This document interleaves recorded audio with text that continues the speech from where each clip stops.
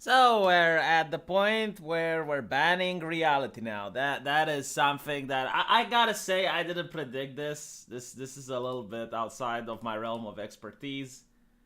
But well, we're going to talk about what it means when more people join. I can't look at this. I can't even see my own dislikes. Holy shit! How I can't see it. Okay. Well, I guess I'm safe. Thank you, YouTube. All the haters that were coming here and disliking my videos, now it's under the rug. Now it's somewhere, but I can't see it. Wow. My 38 viewers, they would constantly harass and bully me. And now they can't bully me no more. I am safe from the bullying. Reality being banned for 18 months. No. Now it's the reason I'm saying reality is banned, right? Because up till now, they would ban expression and opinion. So everything that you say when you open your mouth is really an opinion, right? Like, it's subjective. Because, for example, right? Reality happens. Like, reality never lies. Reality exists. The way we interpret reality when we speak is the only time where you can lie. And you can lie for different reasons. You can lie because you want to tell a different story than what happened. Or you can lie because you don't have the context, or you can lie because you don't know. So for example, let's say there's a car crash, right? And you didn't get to see that the guy didn't signal. So without the guy signaling, you're thinking that a different person is responsible for the car crash. But the reality is what it is. Like, the reality doesn't lie. It happened. It exists. So, like up till now, they banned subjective things. So for example, words. They started with, like, okay, you can't do hate speech. It's like, all right, like, you can express yourself without using those words. I still didn't like it, but all right, fine. Then they banned political opinion. Then they banned concepts. Like, for example, you're not allowed on Twitter to misgender someone. Like those types of things. But now they're banning actual footage. Like, that is reality. That, like, someone putting a camera and filming something is actual live footage. Like, that is something that has happened. So if you take that and you put it without context and you show it, ban. And we're going to go in a bit and decide what exactly is this going to affect? Like, who's going to be targeted by this? What's going to be what's this policy going to look like? But it's sad. What can I say? I mean, it's starting to be that the new media, the social media, which used to be the future of expression, that's what we were told a couple of years ago. This is the future of expression. It's now just television. I mean, think about it. Like, what was television before the internet? You would open the television and you were told by someone what the news is. And you could give no feedback whatsoever. Like, there was no forum, there was no like button, there was no dislike button. You just, whatever the person on the television told you, that's what you got. There was no conflicting opinion, nothing.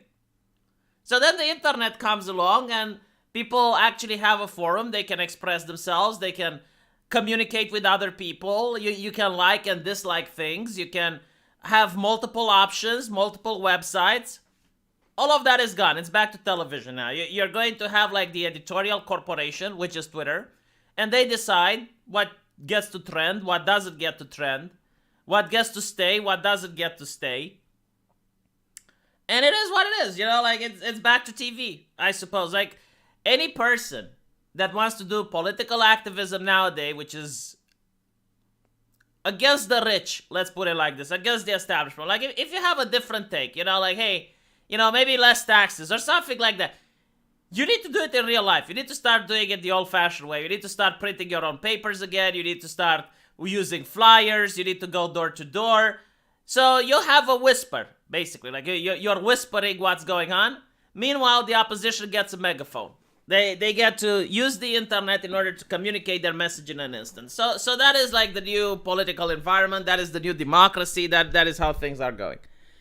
Twitter cannot ban reality. They just did, Trey. They just did. How much humiliation will people take before you leave Twitter? So this is another misconception. Just leave Twitter. Just leave Twitter. On Twitter, you have politicians, and you have the mainstream media, and you have all the experts and all the people that are radicalizing themselves, and then they use what they radicalized to push on their mainstream platforms. So, even if Twitter would have 1,000 people, if those 1,000 people are journalists, they will set the narrative and then they will put it on their paper where you get access to millions of people. Like, Twitter doesn't give a fuck if you use their platform or not. The platform isn't for you. The platform is and always have been for the check marks. Like, notice how whenever a check mark is inconvenienced, immediately Twitter changes terms of service to make sure that the check mark has a comfy place on Twitter, right? Like, the check marks are the actual users of Twitter. They don't care about you. I mean, look at the new decision. Overwhelmingly negative. Like, people are being flamed constantly. And Twitter is a massive far-left platform. It's the new Tumblr. And even those people on the far left are upset about this decision, right? They don't give a shit because they're not check marks. Only the check marks matter on Twitter. Check marks have so many perks. If I'm not mistaken, a check mark can have access to like a different communication. Like for example, if you're an average user, you have DMs and you have the ability to tweet, right? But if you're a check mark, you have DMs, the ability to tweet, and the ability to communicate with only other check marks.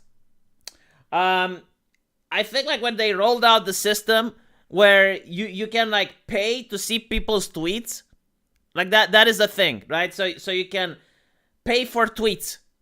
It's for check marks, right? So the check marks are the only people that matter. Unless the check marks leave Twitter, it doesn't matter if everyone leaves Twitter. Reality sucks. Should have been banned at birth. Yes, absolutely.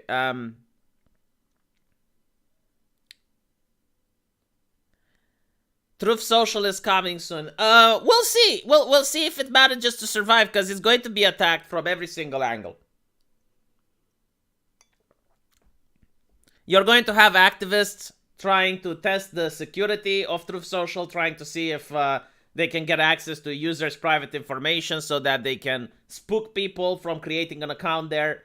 You're going to have lawyers probably attacking it if it looks too much like another social media platform and trying to file lawsuits against it. You're going to have activists threatening people not to put ads there. I mean, it's going to be a clusterfuck. And I'm curious if it's going to survive. And on top of that, it also needs to be functional. I mean, the AI needs to be engaging. It needs to be convincing people that they should join. It's very difficult. If Truth Social came up 5 years ago, that would have been great. Now, I find it very difficult. I mean, look what happened to Parler, right? The moment it was starting to become famous. And even when it was starting to become famous, you had a couple of Hollywood actors and I think a couple of companies that decided to make accounts on Parler. Immediately they got threatened. Like overnight, they realized, the error of our ways. So anyway, right, again, like Abdi is still believing in the freedom of the market when you have people who worked at Silicon Valley in the government now. Okay, maybe, I don't know. Possibly.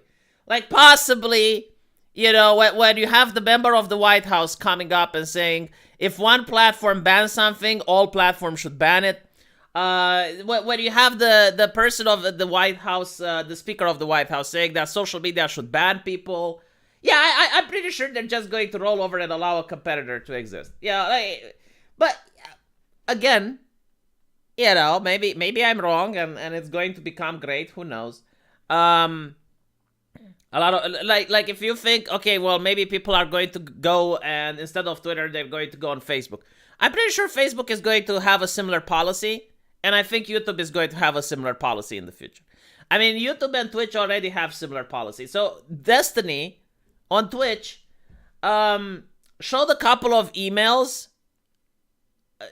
He showed a document showing like some leaked thing from Twitch, and it showed the that some people are protected from bans. Like, you can't ban a certain number of Twitch people, regardless of what they do. It showed the earnings and the income of some of these millionaires. And what did Twitch do? They couldn't ban him for that. So instead, they banned him for having, like, the public email address of some people. Like, that was doxing. So he got banned for doxing because, an email which is public, and you could find out anyway just by Googling the name of the guy, that is doxing now, right? And I want people to know, like, doxing used to be if you showed someone's credit card information, if you shared someone's social security number, if you shared someone's home address, like that's what doxing was. But now doxing is like if someone commits a crime and you have a video footage of them, that can be doxing. I have seen people being banned, well, not banned, but demonetized on YouTube because they showed a public tweet of someone. And that is doxing. Get the fuck out. The rules are changing and the definitions are being muddied and everything is being stretched, but whatever. I love it. It's like you hate doomerism and cynicism. It's reality, man. Like when Twitter just banned, what was it, one of the biggest newspapers in the United States, New York Post, right? What did happen? Did people leave Twitter? Was there outrage? Were people protesting in front of Twitter? No. Okay? Absolutely not. Do I think it's the end of the world? No. But do I think it's another chip at the human right to express yourself? Yes. And again, if Twitter wouldn't exist, then it wouldn't be a problem. But it does exist. So the people who use it have a megaphone. The people who don't use it are a whisper. No one gives a shit.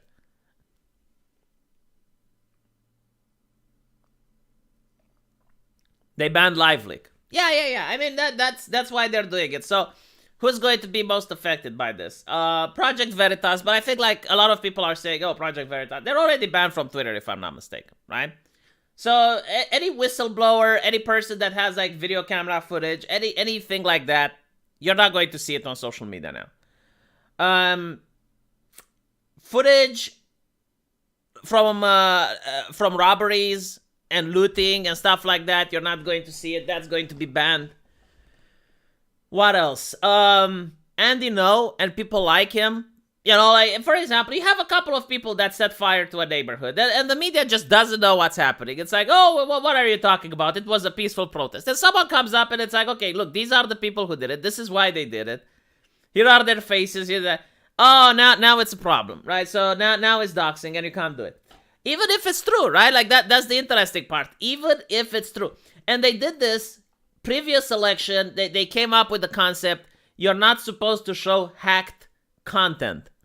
It's like, what the fuck do you mean you're not supposed to show hacked content? It's like, okay, so since when? If a journalist manages to, I don't know, go through the trash can of some mobster and he finds out criminal activity, right? He finds out the papers that the mobster engaged in criminal activity. You're saying that the journalist shouldn't have that because of the way he obtained the information? Fuck that shit. What about, if a journalist goes on to a place where he's not supposed to be? Let's say that there was actually a case which happened where some journalists went into a slaughterhouse. And they were undercover and they managed to film footage of how animals are being mistreated there. The slaughterhouse wasn't following regulations.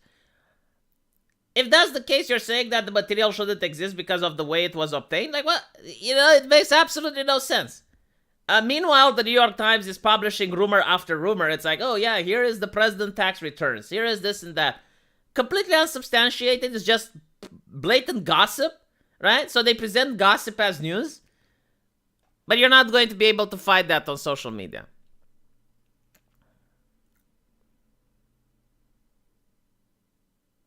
Honestly, the only person that's happy with this is Abdi Muhammad.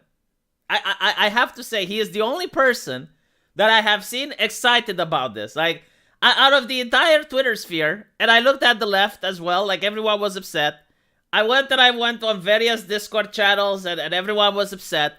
I'm upset as well. Abdi Muhammad is the only one that's happy. It's the only one celebrating. I guess, whatever. I wish I was so optimistic as you. Tell me what you're smoking so I can smoke it as well. Because, It seems to be doing wonders. It would calm me down a little bit.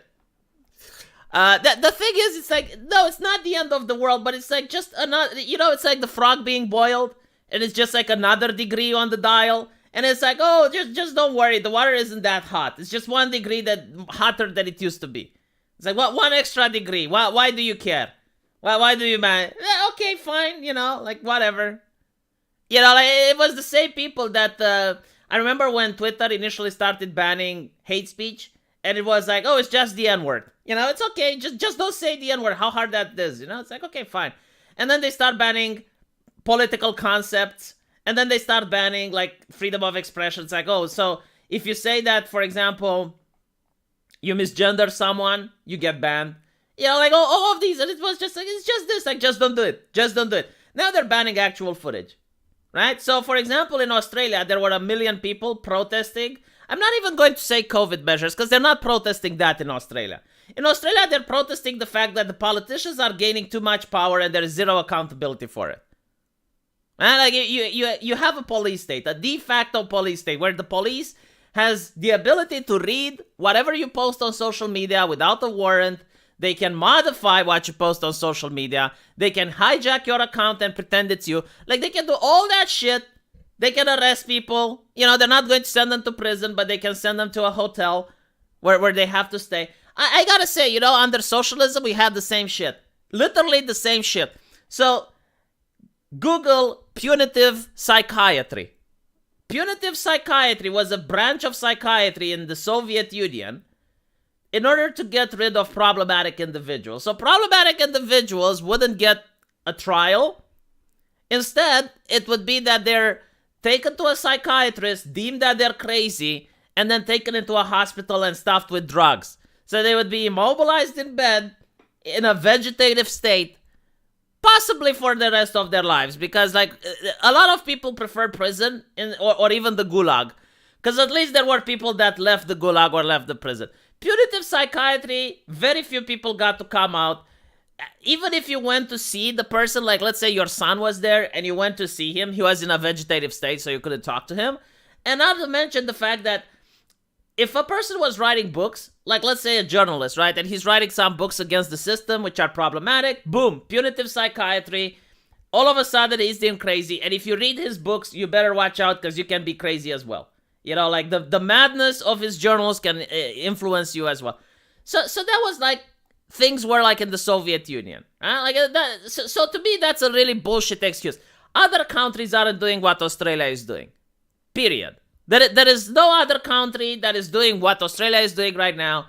So they can't use the excuse. It's like, oh yes, we're just trying to keep people safe. No, fuck off. You're not. And last week, there were millions of people on the street. Right? And recordings and video footage of it. You probably didn't see it in the media, but it was on Twitter. Not going to be there anymore, right? Because now they can say, oh, well, you're showing people's faces. They don't consent to being recorded. I don't know if they're going to use that, if they're going to enforce that TOS or not, or how it's going to be. But I mean, if you read the rule, if you actually look at what it says, yeah, if a single person is in that crowd and they don't want to be recorded, then the entire footage has to go. It's only doxing if it's exposing a robbery. It's okay if it's activism against conservatives like Tucker Carlson. I don't think it's even that.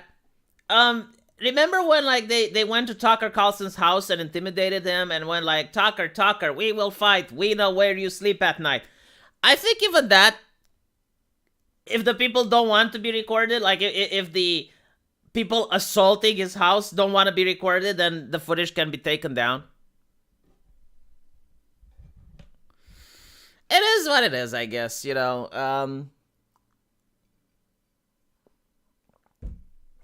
We'll see if people actually start using Alt-Tech more after this. I know for sure, like, all the video footage is going to be on Alt-Tech.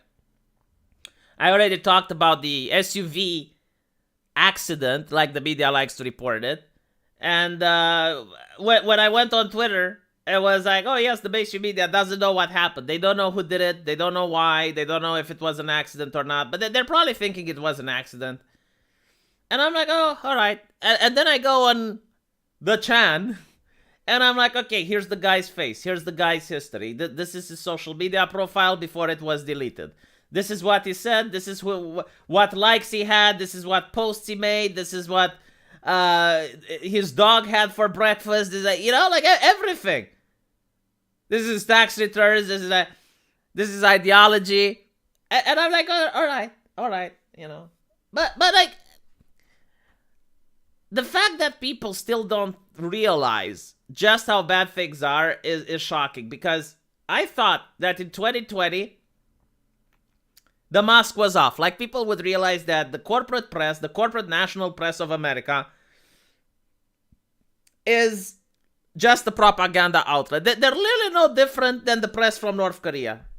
They are free in a way, but they are also free to do propaganda. So, like for example, the virus is coming, and they publish articles after articles saying only xenophobic people are afraid of the virus, because it's xenophobia, right? And you have Nancy Pelosi going in New York and saying, oh no, you should definitely, keep your celebration. There was a celebration in Chinatown and everyone should attend, and blah blah blah blah blah, right? So the media was like, okay, if you're worried about this, you're a xenophobe. Then, oh, now it's here. Oh, lockdowns. Lockdowns are great. All of a sudden, shutting down the border, everything, shutting down businesses. Amazing. Purely amazing. Yeah, you should do that. And then you have people protesting the lockdowns. It was like 10 or 12 people. Oh my God, these people are terrorists. They are literally terrorists. This is what they're doing. They're going to kill people, blah, blah, blah, blah, blah. Right? Literally next week. BLM protests. Everyone should go out. Businesses should stay closed, but millions of people out in the streets. Just make sure you're safe. Just wear a mask. Other than that, just go out. Go out on the streets. Right? Biden wins elections. All right, everyone back inside. Everyone back inside. Businesses stay closed. And I'm thinking, how can a person watch television and see these conflicting messages and not have some questions? I mean, the messages were so conflicting from one day to the next. It wasn't like, because usually the media would conflict, but it would be like from at least 3 months to the next 3 months. So if you didn't follow it religiously, you don't know what they said 3 months ago, right? But now it was like from one day to the next, conflicting messages, like entire different narratives. Sometimes two narratives would run together at the same time. Like you legitimately had, like, I forgot, because I had a couple of examples, but there were like two narratives running at the same time, parallel to each other. That's how fast things were going. So, like, I'm really curious, like, just, if people are legitimately going to leave Twitter because of it. Probably not.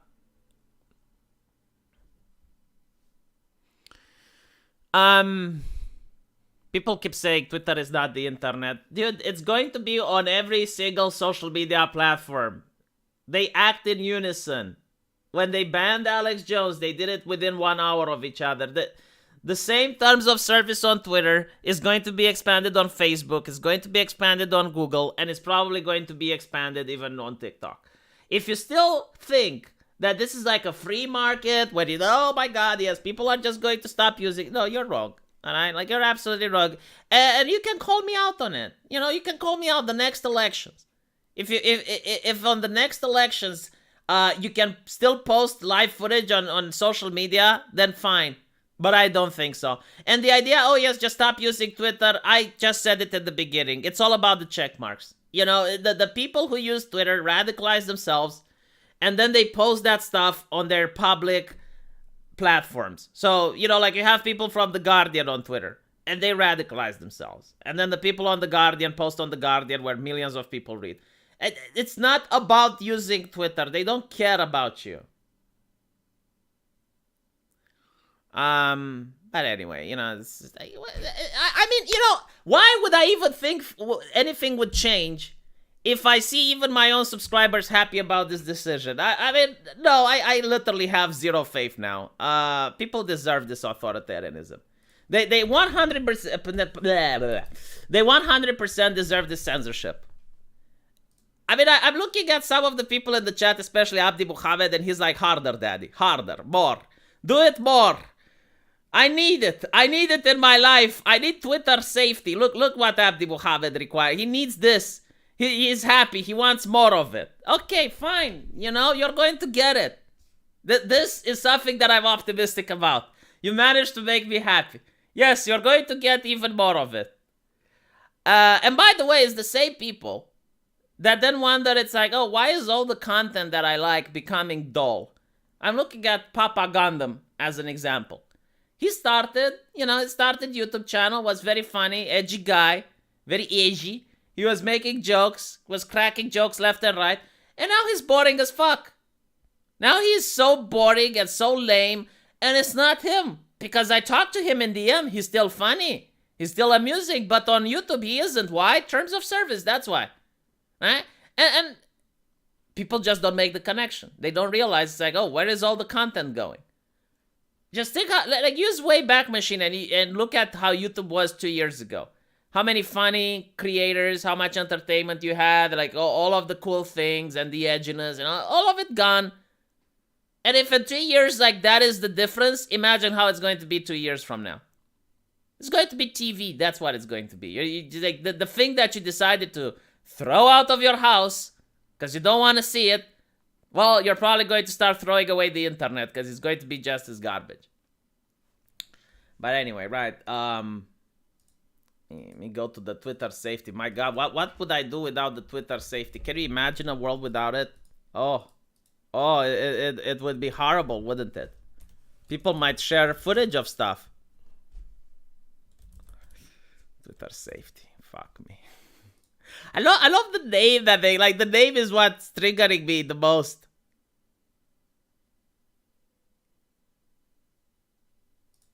It's like safety, as if it's the hubris of it. It's like they're the world police or something. It's like, oh, without them I would be in danger. Oh, I should be thankful for them. Maybe I should give some of my taxpayer money for Twitter in order to keep me safe. Because the cops can't do shit. But Twitter safety, oh, yes, please. So look here.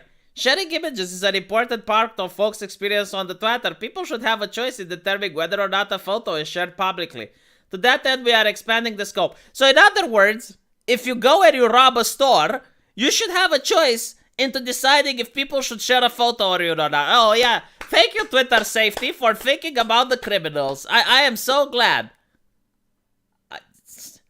Context matters. Our existing private information policy includes many exceptions in order to enable... Yeah. In other words, this is going to be selectively enforced, right?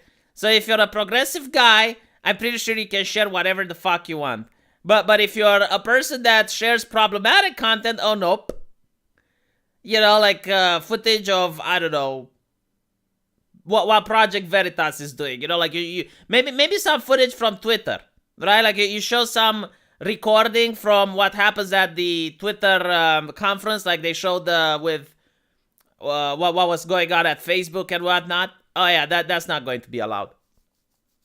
We will take into consideration whether the image is publicly available. In other words, the media gets to do it first. So if the media does it, then it's okay for you to do it.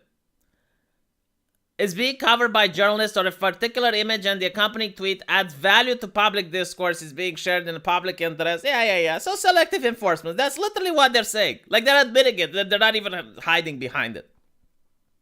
It's like, this is the rule, but it's selectively enforced.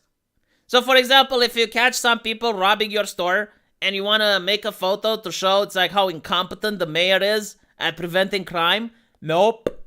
It's not of public discourse. It's not of public interest. Oh my God, look at their safety tool. Oh, what would I do without their safety tools? Oh my God, oh. Block, mute, remove. Yeah, that used to be how things would be done. That used to be the way the internet worked. Hide, change who can reply, and my DMs. Remove sensitive content, safety mode. Cancer mode, you mean? Protected tweets. And by the way, protected tweets, the cancer, right? So you go on a public platform, and protected tweets, I would call it preaching. So what preaching is when a blue check mark wants to say something, but they don't want feedback. A perfect example is what Pfizer did. Let me show you what Pfizer did. So for those of you who don't know, Pfizer is now in the job of making memes. Pfizer thinks it's memology. And nothing is more cringy than when a corporation memes. Let me just scroll down, see if I can find the Pfizer meme.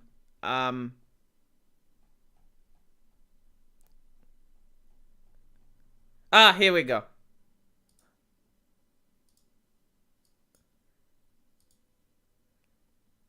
It's easy to get distracted by misinformation these days, but don't worry, science has got your back. So you have the human brain reaching for wild conspiracy theories, but it's okay because science catches the human brain, and the human brain looks as if it knows it's about to be raped. I mean, this is like what I'm seeing here.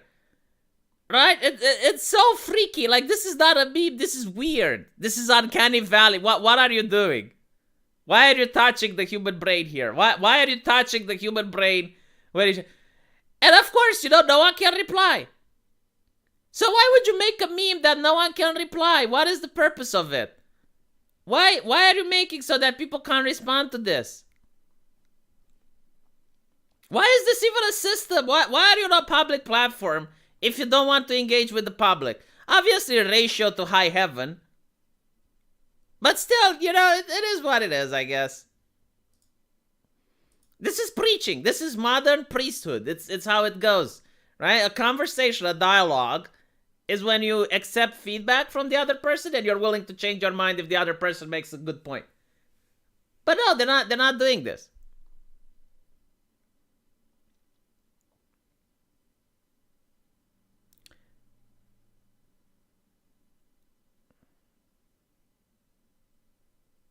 Was Gundam even that good? Gundam was great, man.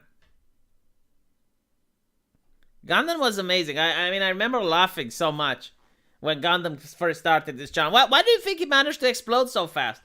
I think he started 2 years ago or 1 year ago. And overnight, the Gundam becomes a thing. Right? So yeah, I mean, the Gundam was really great until his video started getting demonetized. I even think he got a couple of community guideline strikes. And when that happens, Gundam, poof, he disappears. Dude, you're not going to white pill me. I have heard people since 2016 saying there's going to be an alternate platform. It's like if they keep doing this, there's going to be a competitor. Since 2016, it's 2021, alright? Well, actually, it's almost 2022. I'll believe you when I see that fucking platform being made. Holy shit. I don't need words, I need actions. White pills are expensive. Black pills are cheap. Read it as the Holy Scripture. Well, no, I'll tell you why they decided to censor it, right? Because they had another meme. I mean, they keep posting memes. It's so weird. Again, corporations should not be allowed to post memes.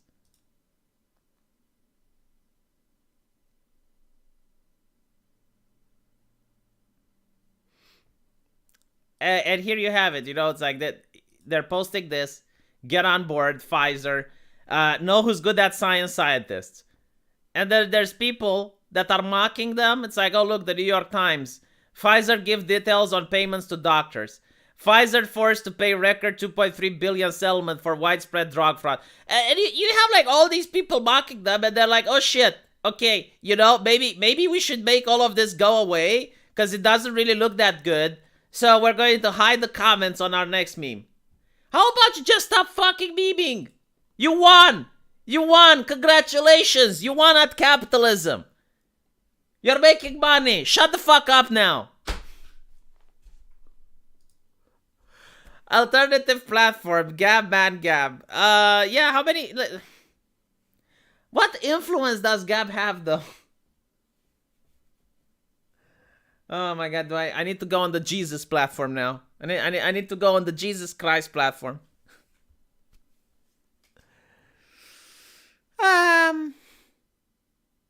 It is what it is. Let's see. I'm curious what happens next at this point. I really am, because it took one day for him to come with what appears to be the most unpopular decision. And it's just it. It's one day in, you know. But hey, Jack trusts this guy, you know. Jack Dorsey trusts this man, so I think good things are coming.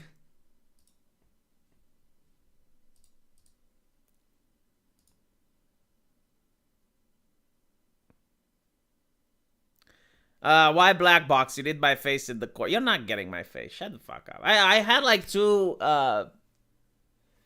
webcams, and the first webcam, it broke, and then I got the second webcam, and the second webcam was causing my video editor to lag, and I went like, fuck this shit, you know, I'm just not going to use it, and I'm going to see how many people notice. And apparently not a lot of people noticed. And because people didn't notice, I'm like, oh. And I thought, like, does it really add something to my videos if people just see my face? And the answer is no. In fact, it's actually distracting. So I was like, you know what? I'm not showing face. I'm not showing skin. Check DMs. Let me check DMs. Yeah. Like there's some people that are okay. So yesterday or 2 days ago, I forgot when. There's a couple of prominent black activists who were trending on Twitter, and they were saying that they want white genocide and all that shit. You know, like they were being very vile. And I'm thinking, like, why is this news? Like, why is it shocking anyone? There's no accountability, right? If there's no accountability for doing something, you're going to have people doing it. If you're an activist, the more edgy, the more bombastic, the more over the top you are, the more people are likely to listen to you. So yeah, I'm really not shocked. I'm really not surprised. I can't even reproduce it on YouTube. Same shit. And I'm pretty sure that's going to be... Well, actually, that's probably not going to be banned from Twitter. But, you know, like, Twitter is just going to be a far-left hate platform now. That's what I'm going to call Twitter, a far-left hate platform.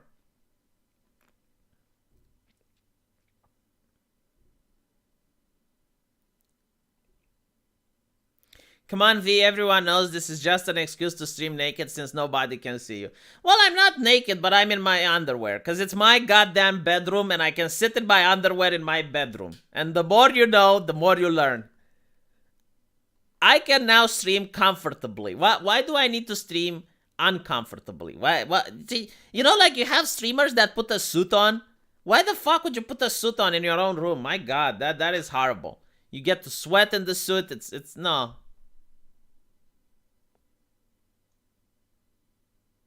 I'm ignoring a lot of context to it. I'll tell you what context I'm ignoring. If it was white people, under any context, what they said wouldn't have just got them banned. It would have got them on MSNBC. It would have got them on CNN. It would have gotten them fired. There is absolutely no context whatsoever in which a white person could have said that and got away with it. There is zero context. No context. None. I don't care that they're saying it. I like my point is that the rule should be applied to everyone. Like everything, you know, like equality under the law was a thing. I don't mind that they're being bombastic and edgy. You know, in fact, I think there should be more of it. But what I do want is like equality. People, like, you have now a group of people that can say shit to you and you can't say shit to them. How is that fair?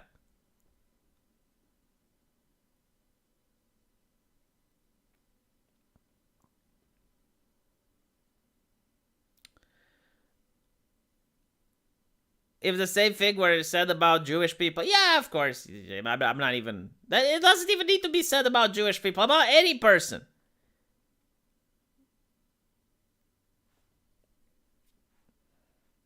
I would show you the underwear video, but I don't think Susan Wojcinski would appreciate it. Like, it's a violation of TOS. It's not like it's Twitch. Like, if I was on Twitch, I could get on my underwear video and I could stream in the bath.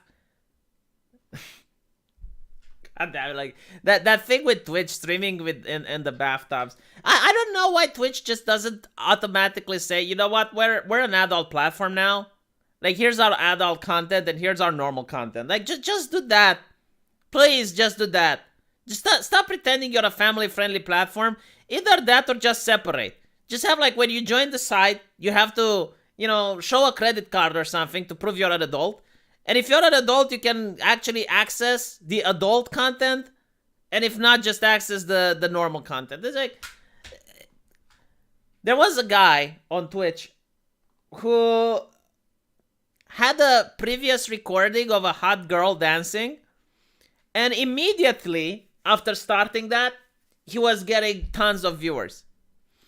And after, like people got in and there were like thousands of people watching and giving super chats and whatnot, he's like, bazinga.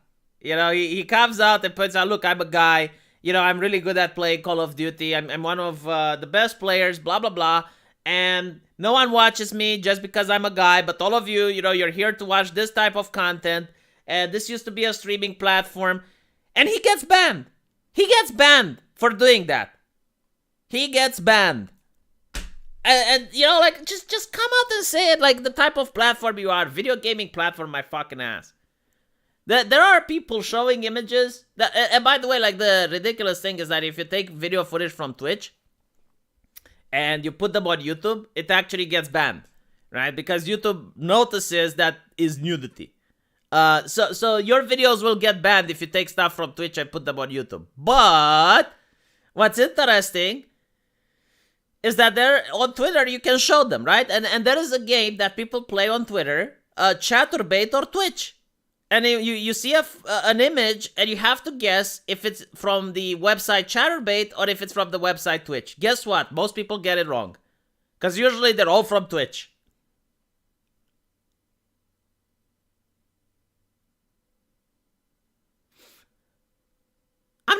By the way, I'm not against Twitch having girls doing the thing that they're doing. It's like, fine.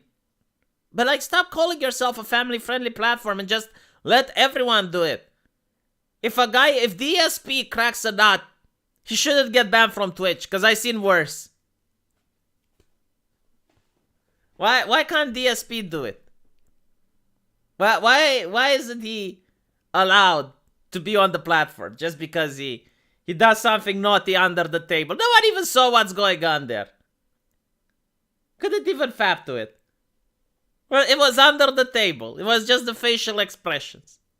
It's like, why can't DSP be on Twitch? Why does he get banned for it? Is my question. DSP did it before it was cool. He's the one that actually set, he's the one that set the trend. There's other Twitch girls that did it as well after him.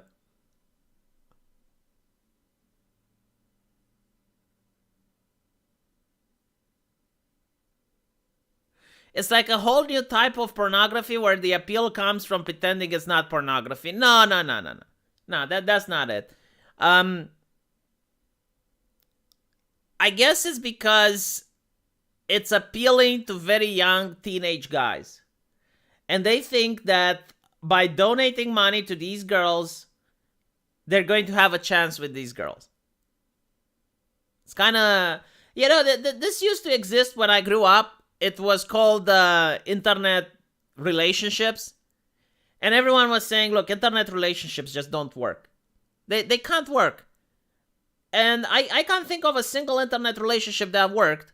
But people were investing a lot of emotions into them. And what ends up happening is that now you can have a better way of internet relationships where you can actually see the person. But you can also invest money, right? So you can have monetary transactions. I'm going to tell you something, all right? If you're giving money and she's not giving money to you ever, that is not a relationship. Like, if it's a relationship, you should be able to ask her for money and she should actually open her wallet and give it to you. Like, for example, with my wife, if ever I don't have money for something, I go and I ask her. She gives me money, right? That's what the relationship is about. It's equality. It's mutual thing. The reason is ads. If you legalize porn, ads go away. A separate site would die. It's happened before. Don't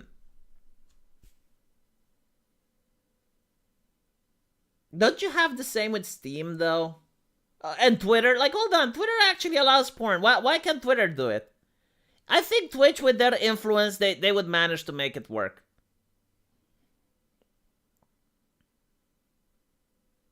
Don't OnlyFans exist like that? And even then, like you can just have a different website for the mature content. Just have like the other website with no nudity whatsoever. No, seriously, if you're in an online relationship, right? Like this is how you can check to see if she actually likes you. If you're in an online relationship, ask her for money. Just say you really need $20. See if she's giving it to you. Is that like ask for something small, right? If she gives you the money, then she actually likes you. If she doesn't give you the money, she doesn't like you. Move the fuck on. I don't care if she has shown you nudes. All right? If she showed you nudes, and by the way, when you ask for a nude, if she gives you the nude right away, it means that the nude was initially taken for someone else.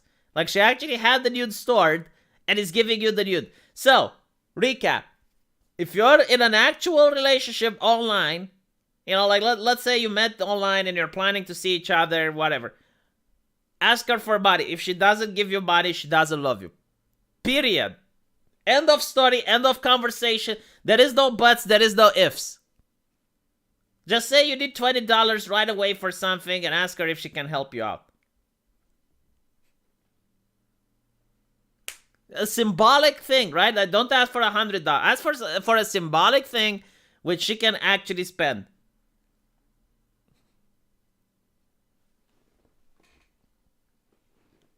You know, tell her like you're at a bus station and you need money or something like that.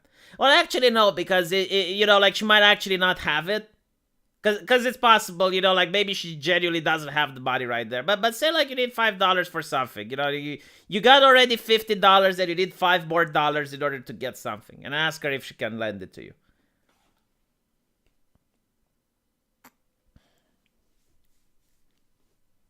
It is a based advice. Teabagging says you wouldn't give me $20. Teabaggings.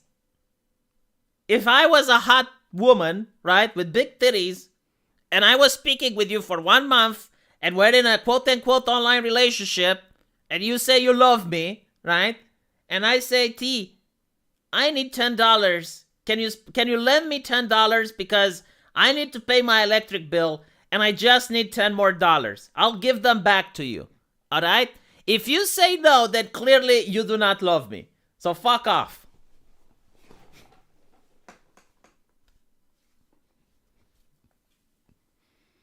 If you love me, you're going to say either, sure, why not? Or you'll say, yeah, I'll try to get you some money tomorrow.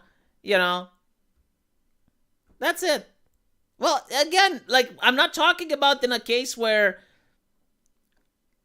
the person is not seduced or whatever. And first of all, teabaggings, if I was a girl with massive tits, yes, you would be seduced. Like, trust me on this one. You would not be able to resist. A succubus would have nothing on me, okay? Secondly, I'm talking about the people who claim to be in a quote-unquote online relationship. I'm not talking about the people who are flirting or anything like that. No. Like, we're talking like, okay, we're in an online relationship. We're going to see each other soon in the future. And you want to test to see if the person actually likes you. What if it is too poor for even that? Imagine dating these peasants. The proletarians are not sending their best. That is the possibility that the person generally doesn't have money. Like right now, I don't have any money in my bank accounts, right? Like, because I paid for the mortgage. I paid for the electricity, for the internet, for everything. And now I literally have $0. Like, I don't have a single money until the next month. And, you know, like my wife is the one that is paying for food and whatever. So if I legitimately, let's say my cousin, like someone that I love, like a family member, my cousin, is asking me, hey V, I really need $10 because I need to pay for some hospital bill. And you know, I already have $150, but I need $10 more. I would tell her, like, look, I can't give them to you right now, but I'll do my best so I can give them to you 2 days from now. And I'll go and I talk with my wife and I would say, hey, can you give me $10? I would go and I would put them in the bank. They would be on my credit card and I would give it to her. But that's because I love her, right? So I would do everything that's in my possibility in order for her to get that money. But if I don't care, if someone like Abdi Muhammad asks me for money after saying that he loves what is being done to Twitter, right now I'm a little bit upset. Later, maybe I will give him the money. But right now, at this very moment, I am displeased with his way of thinking. So I'm being a grouch. I'm being a bigot and I'm being unreasonable. So if Abdi Muhammad would ask me, hey V, can you have $10? I would probably say, you know what? Let's talk later about this. Let's have this conversation later. Not right now. I'm being a bitch.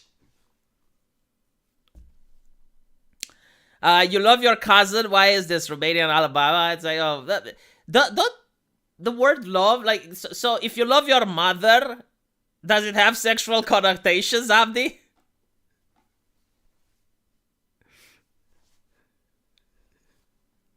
I am the Scrooge. I did give money to my subscribers. Well, maybe I shouldn't say this. Like, one of the main reasons, I'll tell you what. If you ever give money to someone, never talk about it. Because if you talk about it, then more people will ask. I'll probably have various subscribers now asking me for money. But there were several cases where people really needed cash and I helped them out. If I could. But again, don't ask me because right now I literally am penniless. $0 until next month. I can't bring people on. I don't even know how exactly to do it. It used to be that they had the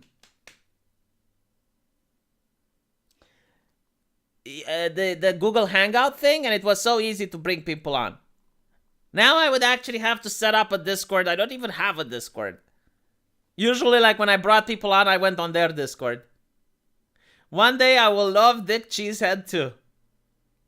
Why would I love a dick with a cheese head? Is your mother a good woman?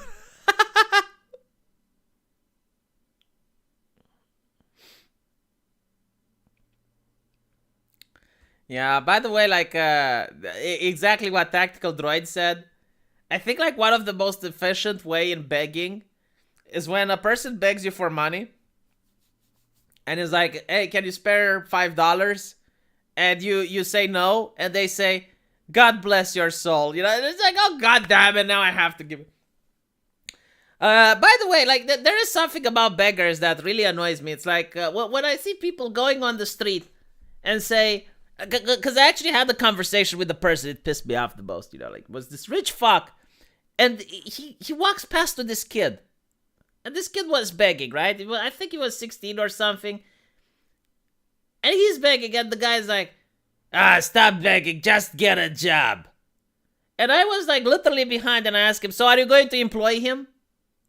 You know, like, seriously, like, how the fuck can you get a job? But I couldn't get a job with a university degree. How is that kid supposed to get a job? I'm not saying that, you know, like, who's going to hire a homeless person? Well, thank you, Spicy Weasel. I really appreciate it. In fact, I'm going to give you a wrench. But unfortunately, I will still be penniless because the money only arrives next month, so... But I don't need money right now. I'm happy, okay? I paid all the bills. I paid the bank. Everything is accounted for. My wife brings food. It's fine. I don't need money. There's nothing I can spend it on anyway. The government tells me that I need to stay home to stay safe. That rich guy didn't get rich handing away all of his money. Yeah, you know, like, yes and no. I mean, look, imagine you're making $20,000 a month. This is, I think, the 1%. It's like the people that are able to open hedge funds and shit. Sorry, they're not open hedge funds. They can trade with other stocks. Whatever. So if you make $20,000 a month, like, this is like, everyone will agree this is a rich person, right? They can literally afford to patrol the streets and just give $10 and $20 to beggars. Like, this is like the idea, like, oh, you haven't become rich by giving money away. First of all, like, rich people give money away all the fucking time because it's tax deductible if you're donating. The only difference is that rich people now, they donate to the Metropolitan Gala and to other bullshit NGOs that have nothing to do with helping the poor. I'm once again asking you for financial support next month. You mean tomorrow, December the 1st. No. Tomorrow is the Romanian national holiday. It is the worst time to pick for a Romanian national holiday. December the 1st is the most freezing day of the fucking year. Well, not the freezing day of the fucking year, but it's freezing, right? So how can you go and what can you celebrate? No, Abdi, thank you. I don't need it. It's fine. Only give money if you like the content. But I don't need money. I'm fine. Just because you can have $0 in your credit card and you can still be fine. Although it's probably not zero. I think I might have like $5.25. I mean. Steam doesn't have ads. Twitter is unprofitable. OnlyFans is like Patreon. Oh, I see. But, well, hold on a little bit. No, Twitter, I think, is very profitable. Because didn't they have, like, Saudi investors and people from Qatar investing into them? Like, Twitter is a very good propaganda outlet. Like, not everything is profitable because it's making money. Like, some things are profitable because people are donating money to them. I am hiding my PayPal. It's in my, if you look at the, it's here, like right here. This is the PayPal. I can't say no to free money though. I mean, you know, the Romanian in me. But still, what was I wanting to say? Yeah, Romania, 1st December, worst national holiday ever. Like, well, the only thing they do is they do a military parade and they bring flowers to statues that symbolize the fallen soldiers in the War of Independence. And that's great, right? But then you look at 4th of July and people are out and they're celebrating and they're shopping. Dude, I would be freezing my balls off if I go out tomorrow. And secondly, and this is even worse, apparently now you can only look at the celebrations if you have a green pass and shit, and I don't want to encourage that system. So I'm not going. But even then, it's like most people don't go. Most people watch it from home, and it looks like some funeral, honestly. Like every national holiday in Romania, it looks like a funeral. Because again, no one is in the streets, no one is celebrating, no one is partying. It's just the military that's bringing crown of flowers to statues all around cities. 23rd of August was actually better. Like, I know what you're talking about was the communist holiday. But 23rd of August was actually warm outside and people actually could go and celebrate. Excuse them for not winning the war in summer. No, dude. That's not the point. There are many other events in Romanian history that could have been made into a national holiday. It's not just the War of Independence. Like, there's other things that they could have done. Like, for example, well, actually, no, hold on. Even the revolution against communism is problematic because that also took place in the winter. I don't know. I'm pretty sure they could have found something that doesn't happen in the winter. Do you think alternative platforms will be a way out of this mess? What if YouTube simply buys off Odyssey? I don't know. I'm not making predictions anymore until I see it happen. Like when I will actually see a competitor rise, I'll start changing my mind. But the main problem is it's been more than 6 years and nothing was done. Every pretender got demolished. Patriotism is not supposed to be convenient. It's not about patriotism. It's the national holiday, right? Like, people are supposed to be having fun. What do you want me to do? Like, get a blanket and have a picnic in the middle of the winter? How am I supposed to have fun when it's minus 20 degrees outside? Yeah, sure, I can go and I can see the military parade. I mean, that is something that I did in past years. I can go and I can see, like, whatever. They don't even have celebrations, actually. This is nothing. It's just the military parade that goes in there, put some flowers, and that's it. And sometimes they bring out the tanks. And you can go and you can see, oh, look how outdated our tanks are. They're really cool, but they're outdated. But they're nice. And that's pretty much it. Let me actually show you the tanks. We got tanks. First,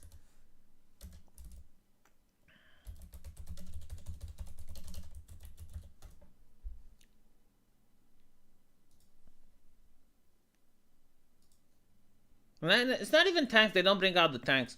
Yeah, they don't bring out the tanks because it can actually damage the roads. So they bring out some APCs and shit. And yeah, you get to see these, and then you get to see the soldiers, and that's it. This is like the Romanian national holiday. Now compare this to the 4th of July. And you can see the difference. Oh yeah, there's some Ushikushi soldiers as well. Yeah, you get some Ushikushi. Ushikushi. Girls with panzers. Oh yeah, and we have jeeps. These aren't outdated though. Like these are still good. This is outdated. No, so hold on. These are Humvees. No, they're not outdated. The tanks are outdated. I was looking at the tanks. It's like, oh, I guess they're nice if you want to take over Hungary. But other than that, not really. I think we could take over Poland as well. But like nothing major. Like we can't take the Russians. Probably we could take Ukraine. I mean, Romania military might. Let me. Military rank. 41 out of 140. Not that bad, Not that bad, not that good.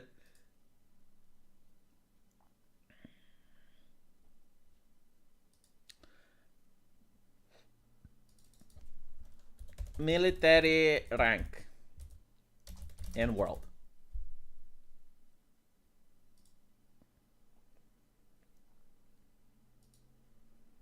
Holy shit, Pakistan can wipe our ass. So Romania would be 41.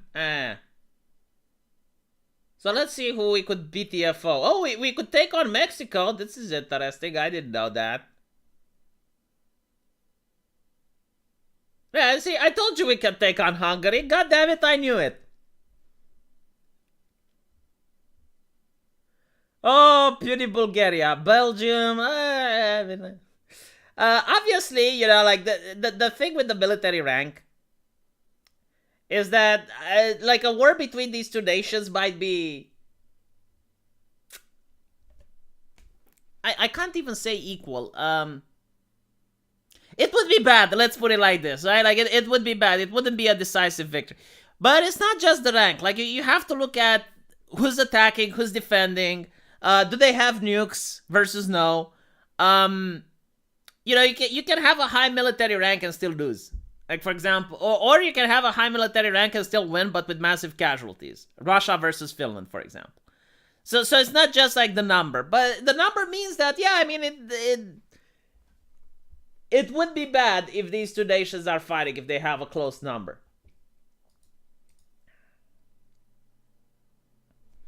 Yeah, we could take over Scandinavia. And again, like the main problem is the alliances, right? Because it's never just two nations fighting.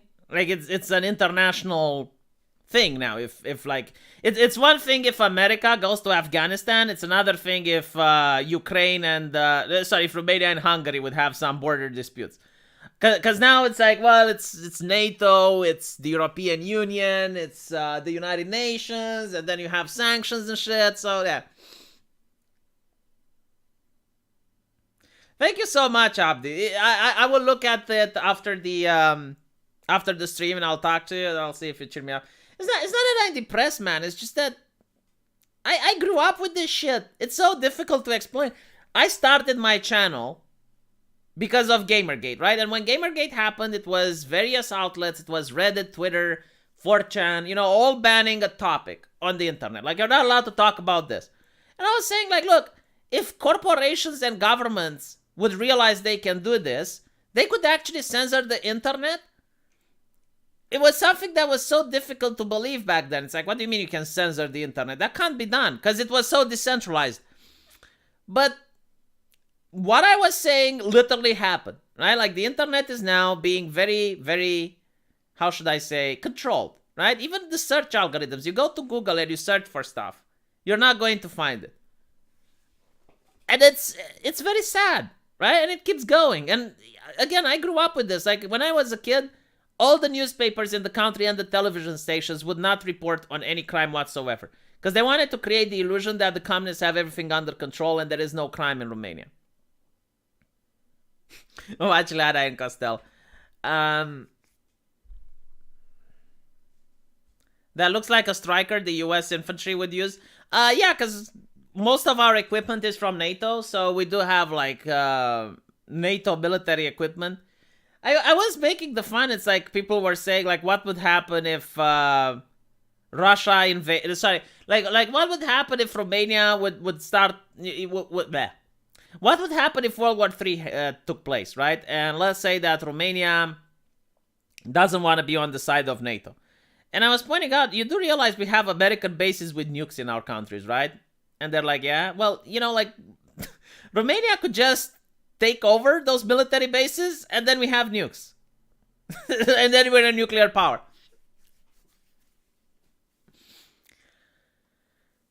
It would be interesting though. Like, I think there might be safety mechanisms. It's like not just you get the nuke and you can use it. I think there's codes and ways you can. But even then, you can probably dismantle it and just take the radioactive thing and incorporate it in a different nuke. I think you can.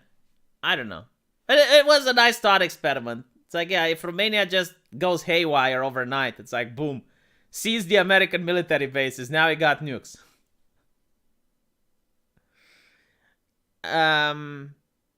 Romania would side with the Axis powers. I don't know. I mean, I think it would stay neutral and it would just see who's winning. And it, well, obviously it depends who's fighting the war, right? It really depends what the European Union. I think the Romania would be more inclined to see what the European Union is doing rather than just blindly ally the US.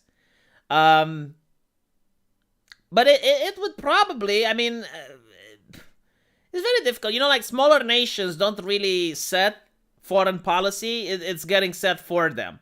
You can't, as a small nation the size of Romania, just decide, oh yeah, sure, we're going to side with these people. For example, in World War II, we didn't side with the Axis because of ideological reasons. We sided with the Axis because the Russians were neutral at the time, and the entire Europe was being conquered by Germany. So you literally had no choice. I mean, you would have been conquered anyway.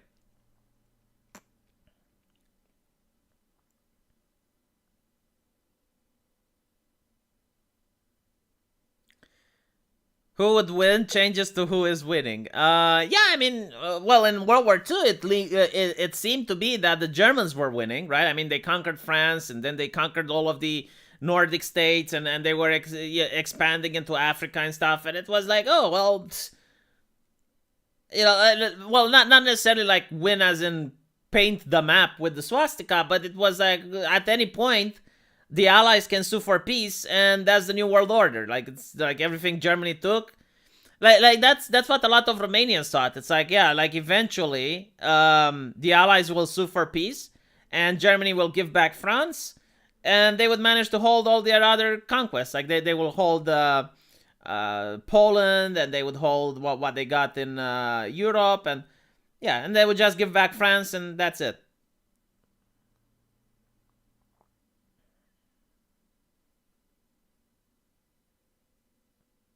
Romania is a NATO member. Yeah, but like, what is NATO now? That's the question.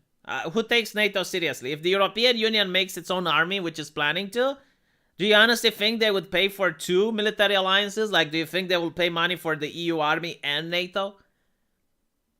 And there is another question. Let's say Russia invades Romania. Do you think NATO will actually do something? No one knows the answer to that. I mean, technically they should, but in reality, who knows?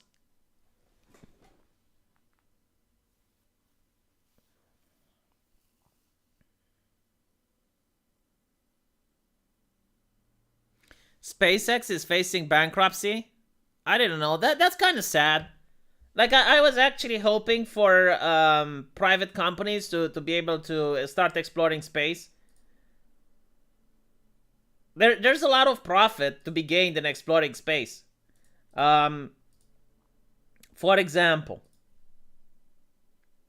if you find a way to create a technology where you can start mining asteroids, and you can do this in two ways. Number one, either just have like a space station and you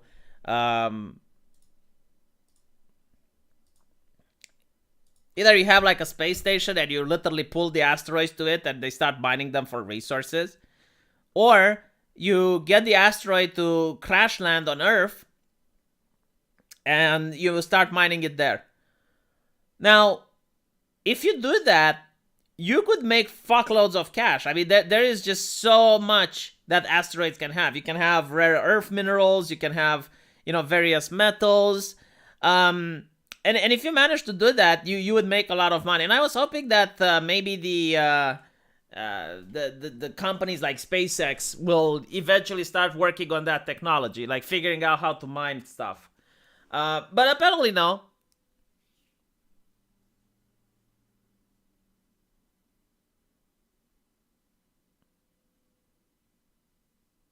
There is more oil in space? I don't think there is oil in space. Is it like I'm not an expert. Like, look, when it's a topic that I literally know nothing about, I prefer not talking about it. But isn't oil coming from like dead dinosaurs and stuff? It's like from decomposed biological matter in the ground. Isn't that what oil is? So I don't think you have it in space. But you do have rare earth minerals in space. Hell, you can even find a new metal or a new element in space, I'm pretty sure. You might find something that has like different properties that doesn't exist on Earth. Like maybe you find like mithril or something like that, like a metal that's very pliable and very light, but it's also very impossible to break.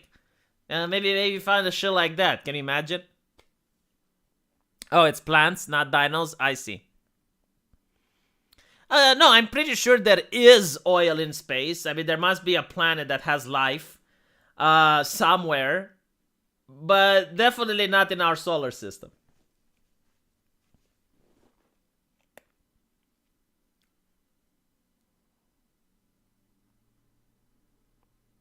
No, it's like I think it's next to impossible that there is no alien life in space. Especially since the universe is infinite and we only know one solar system, and even that we haven't explored yet. So, no, I am 100% sure there is alien life in space. The question is it intelligent? So, you might get to another planet and you just have like, okay, you have various forms of fish and birds and whatnot, but like there's nothing intelligent there. I mean, imagine Earth without humans, right? So maybe there is a planet like that, and in fact, I'm pretty sure there is. But like, are we talking about intelligent life, and are we talking about people that can actually build spaceships and fly around?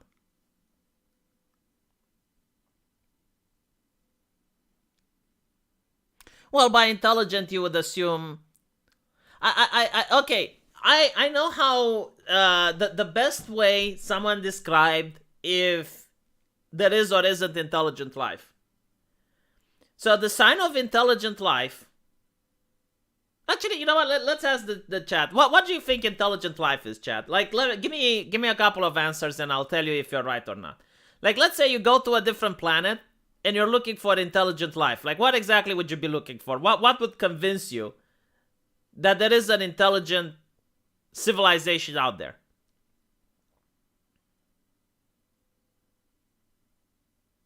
Yeah, communicating with them might be interesting. So it depends on what type of intelligence there are. Like if it's a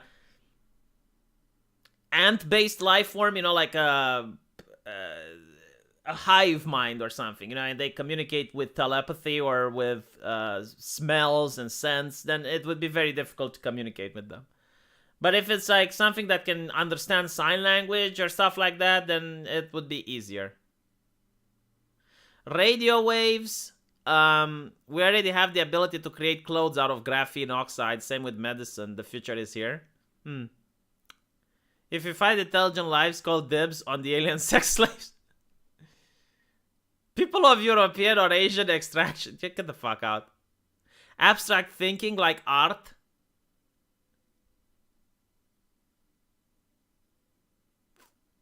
Okay. They can advance in science, spaceships. Okay, so you're saying that humans during medieval time, they weren't intelligent because they didn't have spaceships. Are you saying that a civilization that doesn't do art would necessarily not be intelligent? Are they vaccinated though? Like, yeah. Booba. A life form that can manipulate its surroundings? Okay, but that's like ants. Like, you would consider ants to be intelligent. Alright. I'll tell you the definition, and I think like everyone will agree with me. If you find a member of a species that has a broken femur that was healed, and the reason this is so important is because it shows that they had the knowledge of healing. So they have the knowledge of how to fix a broken femur. And the second one is that the person with the broken femur is in such distress and agony that they wouldn't be able to heal it themselves, so it means someone else did. So another member of that species realized that this other person is in danger and provided medical assistance for them, and in order to do that, you need to have intelligence. Like, it's not something that you can just do. So that is like the most interesting test for intelligence that I have seen. If a member manages to provide medical assistance to another person, so it should be a medical assistance provided to someone else, not to you, and it should be complex enough in order to show signs of intelligence. A broken femur, a broken leg. Yeah, of course, like if you're talking about different species, you can look at what. So, for example, if it wouldn't be a mammal, right? It would be a fish or something. You would look like a broken fin or something like that. What if they don't have bones? Well, you adapt it to the actual life form. You'd be like, okay, it doesn't have bones. It's something else. It's like, okay, if that thing got damaged and someone else repaired it and had the knowledge on how to do so, then it's a sign of intelligence.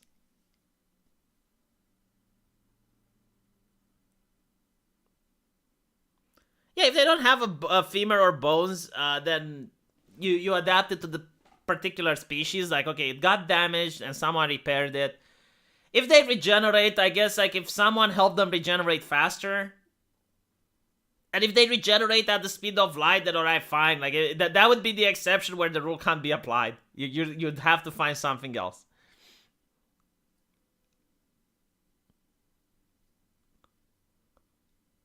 Ancient hominids were likely not intelligent to you. Well, isn't like Homo sapiens and then you have Homo sapiens sapiens? So I guess like ancient hominids would be like monkeys. I mean, it depends if you consider monkeys to be intelligent. And I'm sure like you can say a monkey is intelligent, but you wouldn't consider it to be sentient the same way like a human is.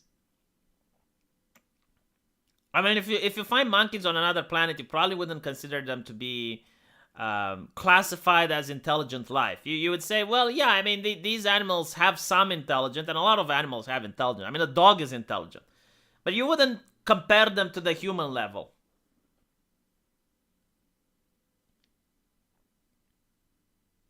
Sexy alien slime. Aren't you a Muslim? Isn't that haram?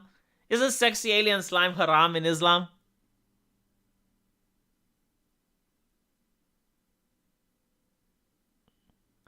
A more broad definition would be any social species that can pass knowledge between generations. Do you know that actually happens in rats? So there was this experiment where they would put rats in a maze, and in one corner of the maze there would be a smell of roses, and if they went there, they would get electrocuted. So what ends up happening is that over time, rats realize that the smell of roses means danger. So they start avoiding the smell of roses. And the next generation, the new mice, they also know to avoid the smell of roses, even though they never encountered that danger. And apparently you also have crows which conspire with each other. There was an experiment where some scientists put on masks and then started bashing crow nests. And the crows got unhappy, right?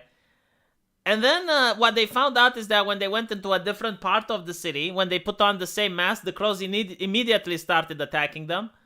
And it's like, how did they know? It's like the crows must conspire. They must be talking to each other. Sentient beings have a form of faith.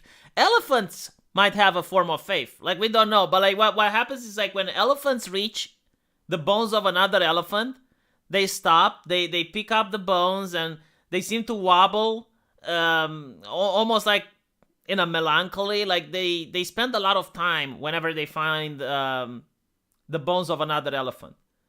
And they seem to like want to touch it, and they... It's very weird. Like, look it up. A murder of crows, yes. The Quran never talked about aliens as far as I'm concerned. Those non-human aliens are fair game. But what if Allah just decided to make some aliens in another part? Like what? See, this is something that I don't understand about religion. Like a lot of people say, well, it's not mentioned in the Bible, so therefore it's not real. But the Bible or the Quran, you know, they were written thousands of years ago. Why do we assume that God just stood in action since then? Like, why can't God just create another planet somewhere else and have a different purpose for it? And there's no need for you to know about that planet. Like, it's inconsequential to you. That there's literally no need for you to be aware that there's another planet with life on it. Not to mention that this is the exact same thinking that people had when they discovered the New World, right? So when Christians managed to find out the existence of America and they found Indians there was actually a long debate whether or not those Indians have soul, because the Bible didn't mention them. There's no mentioning about America in the Bible. There's no mentioning about the continent in the Bible, right? So that was actually a huge theological discussion at the time. And I'm pretty sure like the same theological discussion can happen if we find a different planet with alien life on it. Yeah, just because it's not mentioned doesn't mean it doesn't exist. Exactly, right? Like at no point does God deny the existence of other planets, right? He never states, yeah, they don't exist. So if he doesn't state, but he doesn't acknowledge either, then the possibility of them existing is. It's not that the Bible isn't complete. But like think about it this way, right? How would you even explain it? Like, you would confuse people, first of all. Like, imagine if you go with the knowledge you have today, and you go 20,000 years in the past, and you have to explain things to people. How would you do it? Like, it would be next to impossible to tell someone about germ theory, to tell someone about evolution, to explain to these people even like basic scientific concepts. Imagine explaining to them about, oh yes, like what the stars are. They're actually different suns, and you know, like gravity, and explain to them planets and shit. It would be a daunting task, next to impossible to achieve.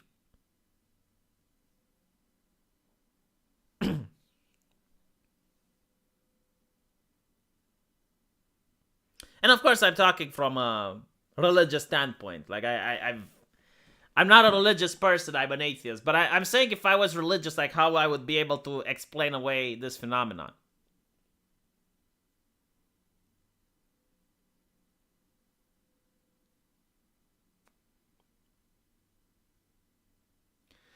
People of old didn't trust in science. No, they did trust in science. If you look at blacksmithing, like for example, how they make chainmail, like that is really scientific when you think about it. Like, so chainmail, when you look at it, it's an entire piece of clothing made out of probably 200,000 little rings. So let me show you, right?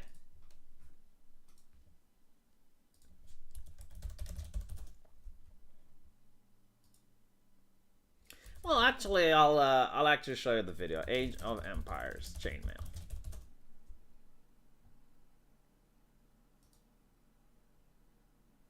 Now, you know, they didn't have like the scientific method per se. They didn't know what it is. But still, the way they did chainmail is very, very close to science. I mean, look at this.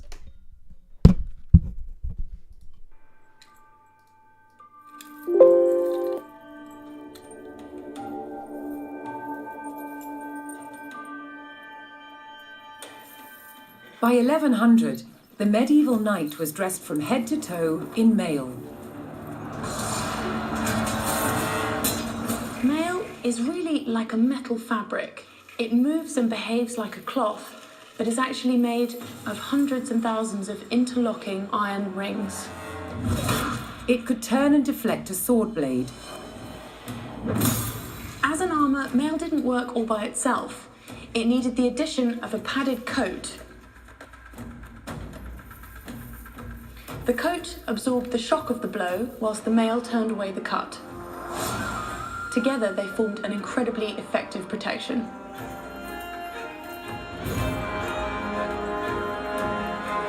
The first stage in making mail was to create wire to the right thickness. To do this, it was pulled through a drawing plate, which had a series of ever smaller holes. until you got wire of the desired gauge. To make the rings, we wind the wire onto a mandrel. And then we take it off the mandrel and cut the rings.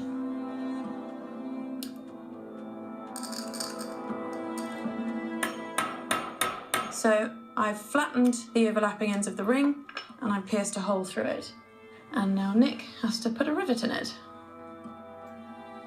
The basic construction of mail would be a ratio of 4:1. So each ring goes through 4 of its fellows. Here you can see I've made a set of 5, which will then be joined to other sets of 5 to create a sheet of mail. Mail had to be tailored to a perfect fit. It had to be shaped for feet and legs, arms and hands, and of course the head. A skilled mail maker could make very precise shapes. Of course, for more complicated parts of the body like elbows, we can actually tailor it in 2 different directions at the same time. Yeah, so if we fold this in half, we have an elbow. One of the main benefits of tailoring in mail was that it meant a knight didn't have to carry a single ring of extra weight that he didn't need to. The mail to cover a knight from head to toe required about 200,000 rings. High-status knights would have had their mail edged with gold, but most importantly, it had to be functional. Clad in mail with his shield and helmet, the knight was well equipped to face the weapons of the day.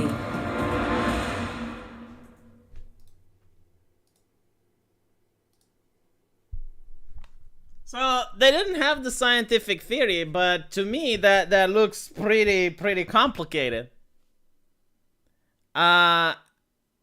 If I was sent 20,000 years back, I would go to the Americas and start sneezing on some Indians that I could have 2 continents to myself. Do you know that the Vikings actually did that? Like, the Vikings are the first ones that went to America. And apparently they found out that the natives were a little bit too difficult to handle, so they were pushed back.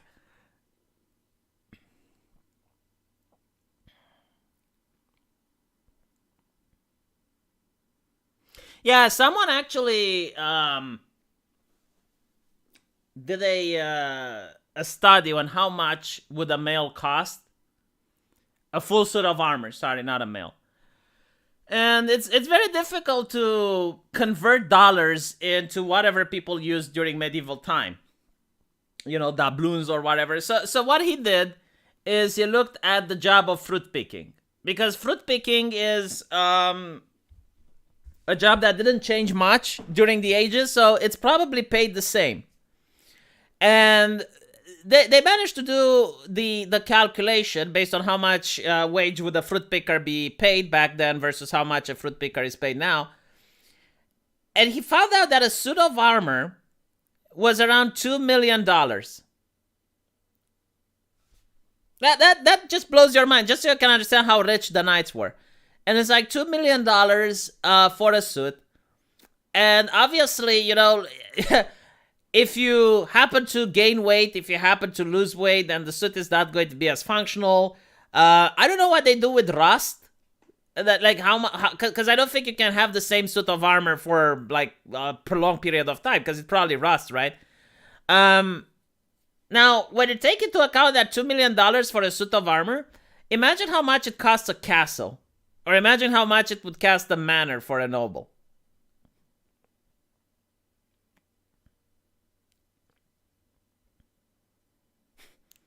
Jeff Bezos riding into battle with full golden chain.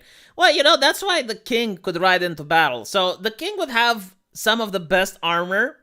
But not only that, he would be surrounded by some of the best warriors with the best armor. So you'd have the king and the king guard. And yeah, I mean, when you have the Crusades and you have Richard the Lionheart, he goes into battle, and what's interesting is that the Sultan actually gives him a horse, because that's how people were back then. It was all about honor, right? It's like, what do you mean the king doesn't have a horse? So he gives him a horse. It's kind of funny. But when Richard Lionheart goes into battle, he's got all of this European armor on him, like this plate armor. And the heathens, they think he's the devil, because he's got like all of these arrows stuck in him, but none of the arrows actually penetrate the skin, right? But they're like, he's looking like a hedgehog because like everyone is trying to kill him, but no one is able to pierce his armor. And he just goes around the Muslim formation and is just killing people left and right, and everyone starts to think that he's the devil. But that's like the difference in how much armor would be worth. I mean, knights were pretty much like the special forces nowadays. They were the elites. You had the peasantry and the men in arms and whatever, and they had some basic protection, but a knight was incredibly well protected for the weapons of that time.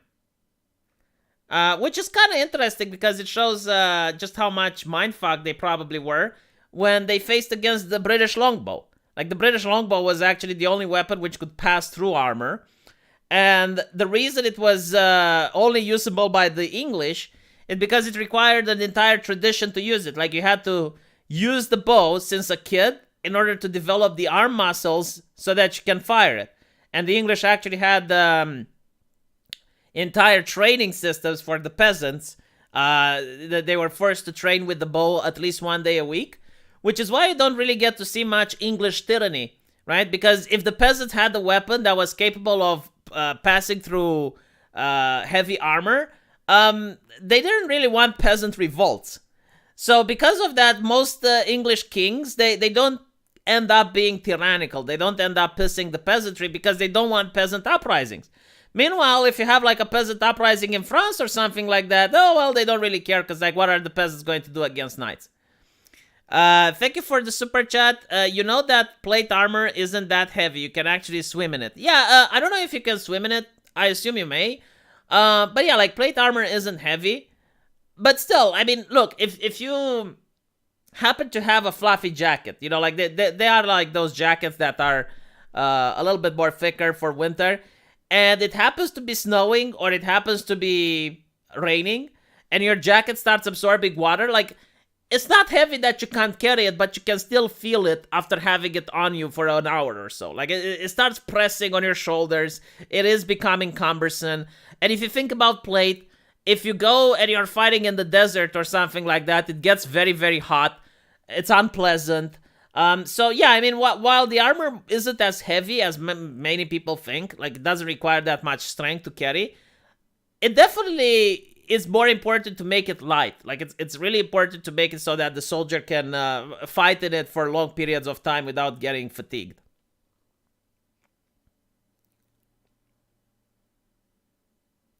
That is so wrong. Everyone used longbows and compound bows, and Germans were required to have weapons. I'm talking about like the first time they were encountered. Yeah, after people fought the English, they all developed their longbows. But I'm saying like the first time they were encountered, I believe it was in the war with Normandy. Like no, the 100-Year War, I think, and that's when the French realized the power, and of course, like, other nations started adopting them afterwards. The Vikings were too stupid to understand that some plague blankets come down. Yeah, so here's something else that really bothers me about history. Like, a lot of people say that the Europeans gave what was it, the plague blankets to the Indians to kill them off, right? Chicken pox or whatever it was, smallpox. Yeah, smallpox blankets to the Indians. And the thing that that doesn't make sense in this story, and why I don't believe it, at least I don't believe it was done intentional, is that people didn't know the germ theory at the time. How the fuck would they know? Like, if you don't have germ theory and you don't know that the blanket that contains smallpox can be passed, how would they know? Now, did they give it accidentally? Maybe. But it's so dumb. And not even mention, like, why even do that? Like, you could have just killed the Indians, just poisoned their food. Would have made a lot more sense. Why would you give smallpox blankets? It's something that just... And I'm like bewildered that Americans don't contradict that version. Because I keep hearing it, and I saw it in movies and video games and shit, and it's like, oh yes, the Europeans gave smallpox blankets to the Indians. It's like, really? How did they know? Did they know germ theory before everyone else? Why didn't they share the knowledge? The Mongols knew germ theory? Look. some people may have had like rudimentary understanding that you need to wash your hands and, you need to be clean and stuff like that, and you need to cook the meat. Like, okay, fine. But the idea that, all right, so you take the blanket from a person that was infected with smallpox, and now the blanket is contagious. Okay, but how do you carry it around so you don't get the disease? Like, who carries the smallpox blankets to the Indians? Who's the one willing to risk themselves? And then it's like, how do you get so many blankets with smallpox from people? That's what doesn't make sense to me. So if it was done, I don't think it was done intentionally.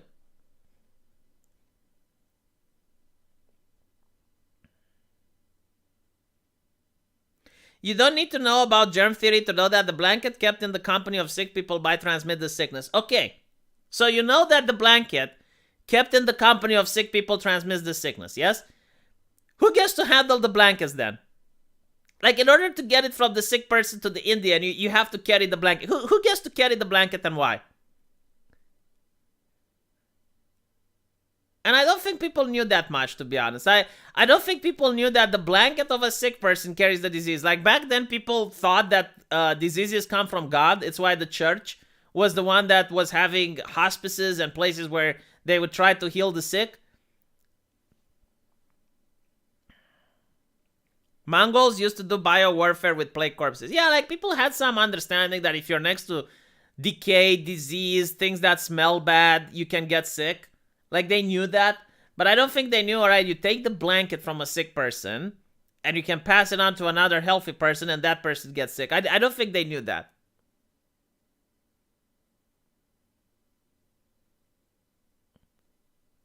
Oh, so now they know about immunization, right? Now they knew about vaccines back then.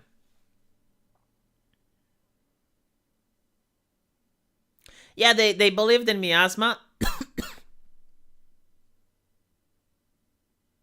Weren't Europeans resistant to smallpox? Some of them, but it wasn't like it wasn't like you were guaranteed not to get it.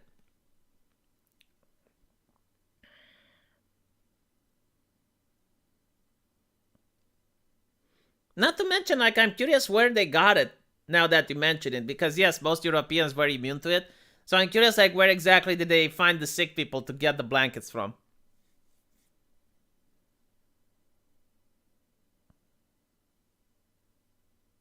Yeah, you don't know about the germs, but you know how to avoid disease. Still, I don't think they realized that blankets can be vectors of transmission at the time, because you don't see it used anywhere else in human history, right? It's just that one event where they're saying that the Americans the Europeans tried to use the blankets. But like, you don't see it anywhere else being used. Like, they don't use it in Africa. They don't use it anywhere else. They don't use it against, when Europeans go to war with each other. Like, it never happens anywhere else. It's just that one time. And I'm curious, like, why not just poison the food then?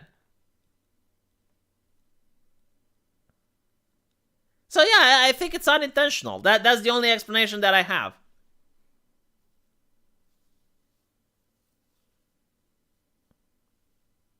Anyway, oh shit, it's been 1 hour and a half. I probably might be streaming again in the morning if I'm up. So I'll catch you guys then. Maybe I'll play some really interesting game that's like Darkest Dungeon, and I'll advertise another game to you. Really thank you for the donations. And thank you so much, Abdi Muhammad. You did cheer me up a little bit. I'll be talking to you, and I'll see you in the DMs. Take care.